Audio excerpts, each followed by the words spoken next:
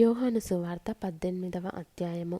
యేసు ఈ మాటలు చెప్పి తన శిష్యులతో కూడా కెద్రోను వాగు దాటిపోయెను. అక్కడ ఒక తోటయుండెను. దానిలోనికి ఆయన తన శిష్యులతో కూడా వెళ్ళెను. యేసు తన శిష్యులతో పలుమారు అక్కడికి వెళ్ళుచుండువాడు గనుక ఆయనను అప్పగించు యూదాకును ఆ స్థలము తెలిసియుండెను. కావున యూదా సైనికులను ప్రధాన యాజకులు పరిసయ్యులు పంపిన బంట్రౌతులను వెంటబెట్టుకొని దివిటీలతోనూ దీపములతోనూ ఆయుధములతోనూ అక్కడికి వచ్చెను. యేసు తనకు సంభవింపబోవునవన్నీయు ఎరిగిన వాడై వారి యొద్దకు వెళ్ళి, మీరెవని వెదకుచున్నారని వారిని అడిగెను. వారు నజరేయుడైన యేసునని ఆయనకు ఉత్తరమియ్యగా, యేసు ఆయనను నేనే అని వారితో చెప్పెను. ఆయనను అప్పగించిన యూదాయు వారి యొద్ద నిలుచుండెను. ఆయన నేనే ఆయననని వారితో చెప్పగా వారు వెనుకకు తగ్గి నేల మీద పడిరి. మరలా ఆయన, మీరు ఎవనిని వెదకుచున్నారని వారిని అడిగెను. అందుకు వారు నజరేయుడైన యేసునని చెప్పగా, యేసు వారితో, నేనే ఆయనని మీతో చెప్పితిని గనుక మీరు నన్ను వెదకుచున్న ఎడల వీరిని పోనీయుడని చెప్పెను. నీవు నాకు అనుగ్రహించిన వారిలో ఒకనినైనను నేను పోగొట్టుకొనలేదని ఆయన చెప్పిన మాట నెరవేరునట్లు ఈలాగు చెప్పెను. సీమోను పేతురునొద్ద కత్తియుండినందున అతడు దానిని దూసి ప్రధాన యాజకుని దాసుని కొట్టి అతని కుడి చెవి తెగ నరికెను. ఆ దాసుని పేరు మల్కు. యేసు, కత్తి ఒరలో ఉంచుము, తండ్రి నాకు అనుగ్రహించిన గిన్నెలోనిది నేను త్రాగకుందునా అని పేతురుతో అనెను.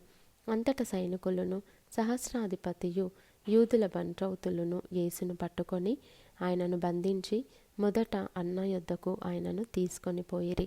అతడు ఆ సంవత్సరము ప్రధాన యాజకుడైన కయపకు మామ. కయప ఒక మనుష్యుడు ప్రజల కొరకు చనిపోవుట ప్రయోజనకరమని యూదులకు ఆలోచన చెప్పినవాడు. సీమోను పేతురును మరి ఒక శిష్యుడును యేసు వెంబడి పోవుచుండిరి.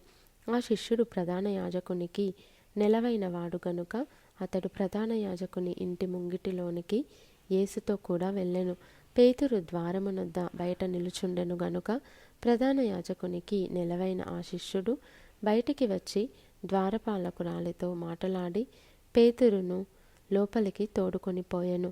ద్వారమునొద్ద కావలియున్న ఒక చిన్నది పేతురుతో, నీవును ఈ మనుషుని శిష్యులలో ఒకడవు కావా అని చెప్పగా అతడు కాననెను. అప్పుడు చలివేయుచున్నందున దాసులను బంట్రౌతులను మంట వేసి చలి కాచుకొనుచు నిలుచుండగా పేతురును వారితో నిలువబడి చలి కాచుకొనుచుండెను.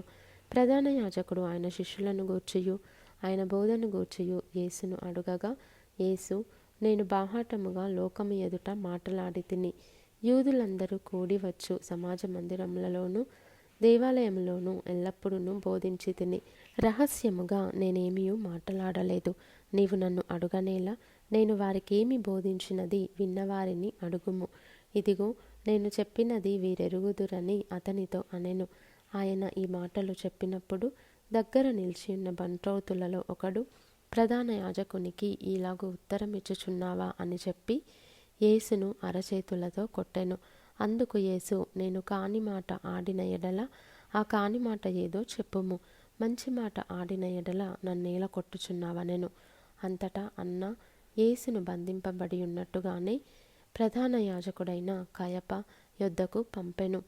సీమోను పేతురు నిలువబడి చలి కాచుకొనుచుండగా వారతని చూచి, నీవును ఆయన శిష్యులలో ఒకడవు కావా అని చెప్పగా అతడు, నేను కాను, నేనెరుగననెను. పేతురు ఎవని చెవి తెగ నరికెనో వాని బంధువును ప్రధాన యాజకుని దాసులలో ఒకడును, నీవు తోటలో అతనితో కూడా ఉండగా నేను చూడలేదా అని చెప్పినందుకు పేతురు నేనెరుగనని మరి ఒకసారి చెప్పెను. వెంటనే కోడి కూసెను. వారు కయప యొద్ద నుండి అధికార మందిరమునకు యేసును తీసుకొని పోయిరి. అప్పుడు ఉదయమాయెను గనుక వారు మైలపడకుండా పస్కాను భుజింపవలెనని అధికార మందిరంలోనికి వెళ్ళలేదు. కావున పిలాతు బయట ఉన్న వారి యొద్దకు వచ్చి, ఈ మనుష్యుని మీద మీరు ఏ నేరము మోపుచున్నారనెను. అందుకు వారు, వీడు దుర్మార్గుడు కాని ఎడల వీనిని నీకు అప్పగించి ఉండమని అతనితో చెప్పిరి. పిలాతు, మీరతని తీసుకొని పోయి మీ ధర్మశాస్త్రము చొప్పున అతనికి తీర్పు తీర్చుడనగా, యూదులు ఎవనికిని మరణశిక్ష విధించుటకు మాకు అధికారము లేదని అతనితో చెప్పిరి.